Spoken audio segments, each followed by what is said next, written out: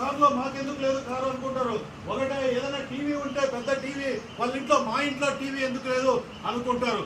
మీరు కష్టపడి చదివితే అలాంటి టీవీలు, అలాంటి కంప్యూటర్లు, అలాంటి కార్లు, అలాంటి బంగ్లాలు, అలాంటి